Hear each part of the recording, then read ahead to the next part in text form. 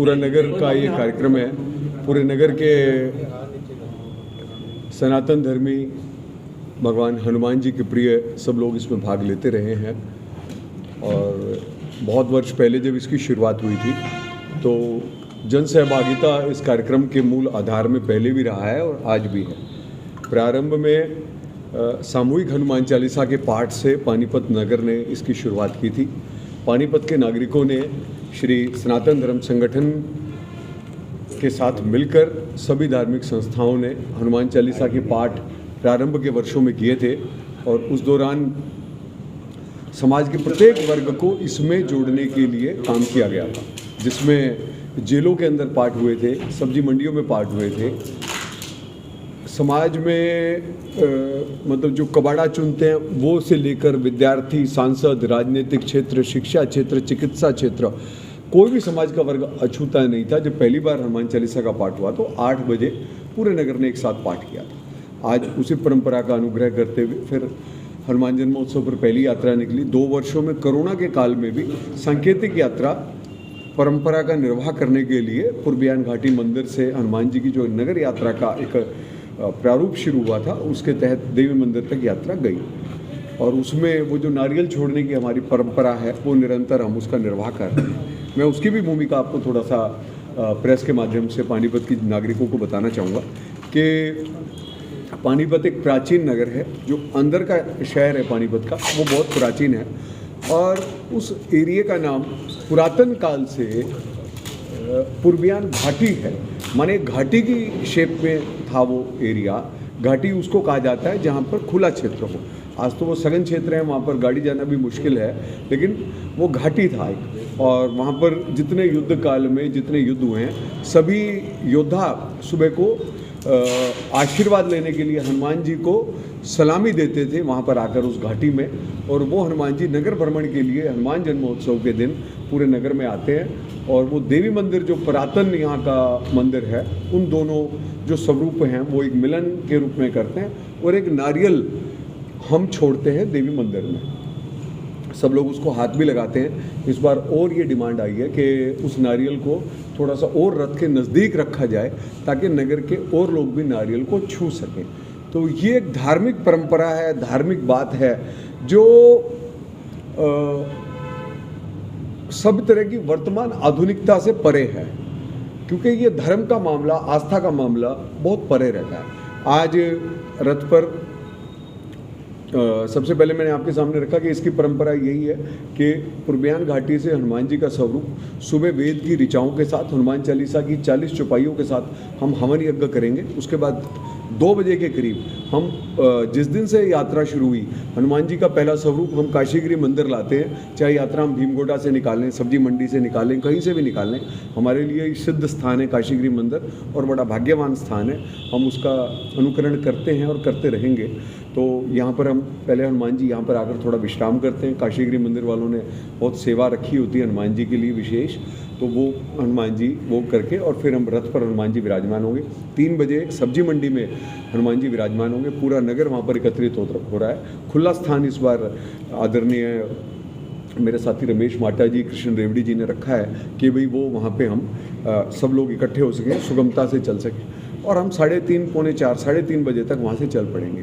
जो नगर में झंडों की बात की गई है, सालासर वाले झंडे जो है पूरे शहर में इस समय हज़ारों फ़ोन आ रहे हैं। जो हमने ई फार्म रखा था, ई फार्म में भी बहुत हज़ारों फार्म उसमें भरे जा चुके हैं। वो यहाँ पर से ही झंडों की वितरण की व्यवस्था रखी गई है। स्कूली बच्चे यहाँ पर आ रहे हैं, सैकड़ों से भी ज़्यादा की तादाद में मैं समझता हूँ हनुमान स्वरूप आ रहे हैं और जो हनुमान जी का सिंदूर धारण करके अपनी सेनाओं के साथ, अपनी अपनी छोटी छोटी सेनाओं के साथ वो यहाँ से चलेंगे। कल्चरल कार्यक्रम बहुत सारे हैं, बहुत सारे आकर्षण हैं इस बार इस यात्रा में। कुछ आकर्षण हैं जो मैं आपसे शेयर करना चाहूँगा। तो उसमें एक सबसे बड़ा आकर्षण है 1.25 मन का लड्डू जो है वो बने हैं और हमने आयोजन के रूप में केवल 1 लड्डू की कल्पना की थी कि 1 लड्डू ही हम बना पाएंगे, लेकिन जैसे जैसे खबर ये फैलती गई तो आज जो है लगभग 6-7 लड्डू 6 लड्डू तक कल हमारे पास कंफर्म थे। 6 लड्डू, जो एक लड्डू लगभग 1.25 मन का होगा, 50 किलो का, वो लड्डुओं के भोग लग रहे हैं। 2 लड्डुओं के भोग पुराना शहर में पचरंगा बाजार में लगेंगे।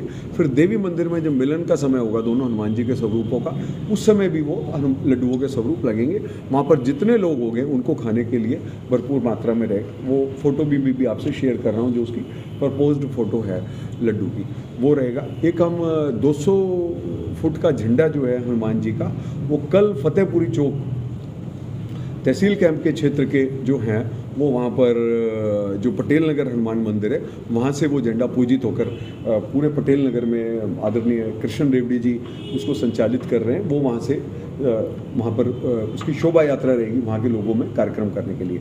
कल हमने जो कार रैली निकाली थी, वो भी उस कार्यक्रम के प्रचार प्रसार के लिए निकाली थी, बड़ी सुगमता से निकली वो, और कल ये निकलने वाली है।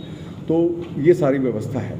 और उसके बाद जो हमारे पास इसमें और आकर्षण है इस बार ये है कि ना, हनुमान जी को बल बुद्धि का प्रतीक माना गया है और समाज में समरसता हो, सब लोग इसका भाग लें, केवल धार्मिक रूप से ना हो। कल एक और हम शिक्षा रथ जो है वो इस यात्रा में परसों निकाल रहे हैं, जिसमें लगभग पानीपत के जो शिक्षा विभाग है, जिला शिक्षा मौलिक अधिकारी हैं, उन्होंने पूरा एक गीत बनाया है कि शिक्षा जो है सबका मौलिक अधिकार है और हनुमान जी जो है बल बुद्धि विद्या के प्रतीक हैं। तो खाली हम हनुमान चालीसा पढ़ते रहें, उससे भी अधिक आवश्यक ये भी है कि सब लोग शिक्षा ग्रहण करें। वर्तमान युग शिक्षा का है, ऐसे हजारों बच्चे शिक्षित हों, उसके लिए एक शिक्षा रथ निकाल रहे हैं।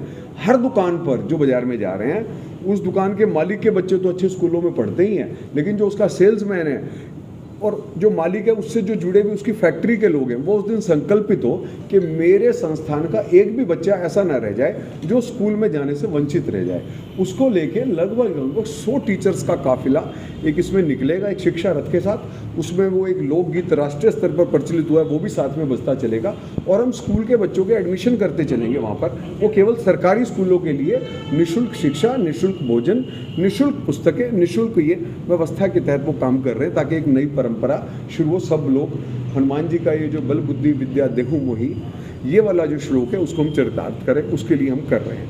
हनुमान स्वरूप हो गया। उसके बाद जो पूर्वांचल समाज के लोग हैं, वो 26 संगठन पूर्वांचल समाज के हैं, वो डॉक्टर गौरव श्रीवास्तव, सुशील ठाकुर जी, वो उस पर अभी भी फील्ड के अंदर हैं, वो उस पर काम कर रहे हैं कि वो सब लोग भी शिक्षा वाले बच्चों को साथ में लाकर कल ही एडमिशन करवाएं या फिर इस कार्यक्रम में, हनुमान जी के वो कार्यक्रम में हमसे जुड़े यहाँ पर। और झंडों को लेकर इस बार बहुत ज़्यादा प्रोग्रेस है, बहुत ज़्यादा बात हो रही है झंडों को लेकर।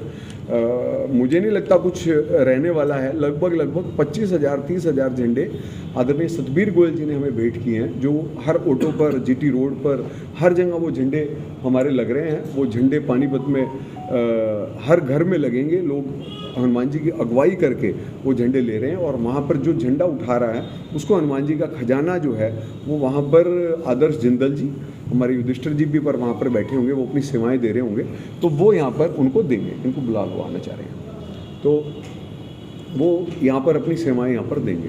तो ये सारी व्यवस्था है हनुमान जन्मोत्सव को लेकर। उसमें हमने पूरे शहर का एक भंडारा रखा है, जिसमें सभी लोग हमारा सहयोग कर रहे हैं। यहाँ पर मतलब नॉर्मली ये रहता है कि सनातन धर्म के कार्यक्रमों में हम सबको जोड़ें। इसके लिए साईं जो संस्था है वो यहाँ देवी सब्जी मंडी के पास एक काफ़ी बड़ा भंडारा कर रहे हैं। और इसराना साहब गुरुद्वारा जो है वो अपनी ओर से गुरुद्वारे से ही बहुत बड़ा लंगर व्यवस्था संचालित वहाँ पर भी कर रहा है। और उसके अलावा भी हमारे पास लगभग 50-60 के करीब सवा मनी आई हैं, जो सवा मनियों का भोजन अलग से 5 स्टॉलों में, मतलब 50 गुना 40 कितना होगा, लगभग 2-2.5 हज़ार किलो 2-2.5 हज़ार किलो हलवा पूरी, वो वहाँ पे 50 सवा मनियाँ वहाँ पे लग रही हैं देवी मंदिर में। उनके लिए 4 स्टॉल हैं, कढ़ी चावल के लिए स्टॉल हैं, क्योंकि पिछली बार ये थोड़ा सा देखने में आया था कि हमने बहुत ज़्यादा स्टॉल रख लिए, तो वो आइटम्स कई बार ज़्यादा, काफ़ी पहली बार ये था कि लाखों लोग आ गए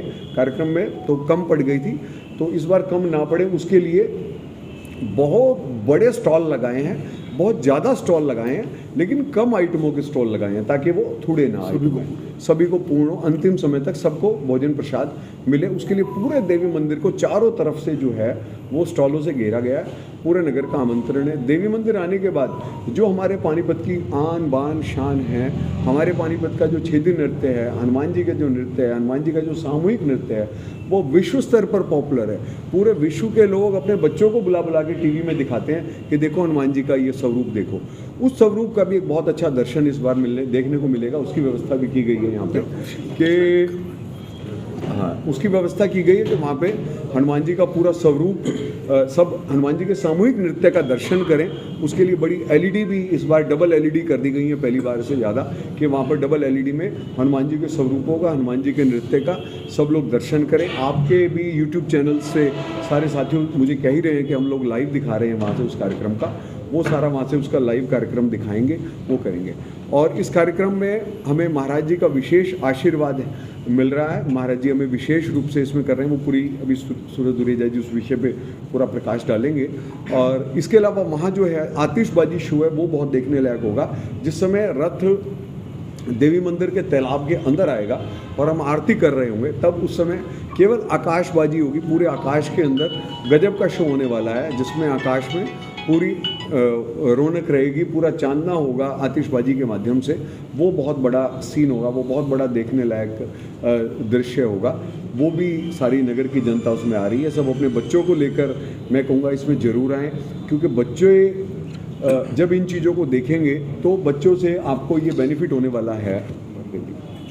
बच्चों से आपको बेनिफिट ये होने वाला है कि बच्चे इस संस्कार को सीखेंगे, बच्चे इसको देखेंगे। प्रधान जी, बच्चे इसको देखेंगे तो अगली पीढ़ी को जानकारी मिलेगी, क्योंकि आने वाला समय बच्चों का है और बच्चे इस सारे कार्यक्रम को देखेंगे।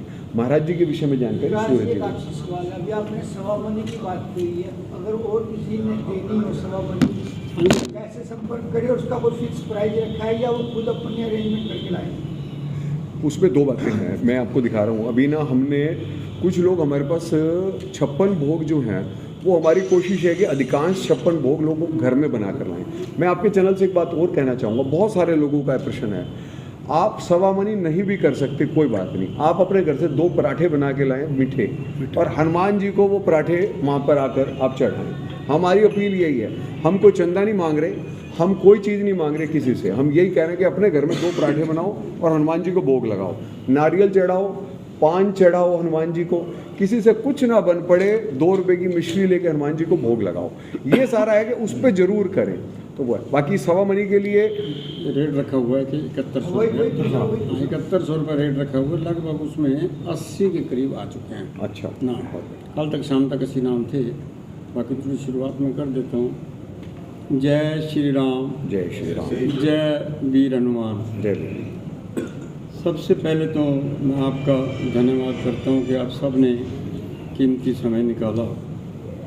उसके बाद मैं विकास जी व विकास जी का टीम का बहुत बहुत धन्यवाद करता हूँ कि ये जो प्रोजेक्ट है, ये थीम है, ये विकास जी के द्वारा शुरू किया हुआ है। मुझे याद है विकास जी ने शुरू किया था, पूजनीय गुरुवर गीता मनी जी स्वामी ज्ञानानंद जी आए थे शुरुआत में। कोरोना से पहले की बात मैं कर रहा हूँ। सनातन धर्म संगठन के प्रधान तब सूर्य पहलवान जी थे।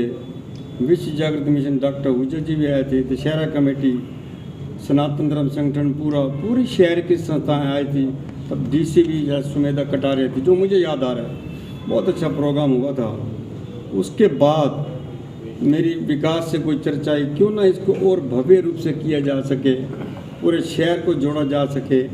तो विकास की और मेरी बैठक हुई, उसमें बात हुई दशहरा कमेटी और सनातन धर्म संगठन और कृष्ण कृपा समिति जियो गीता। कारण के महाराज जी के कृष्ण कृपा समिति के हज़ारों शिष्य यहाँ पर हैं। मैं उनके बारे में डिटेल में भी आपको बताऊंगा उसका क्या फ़ायदा हुआ है।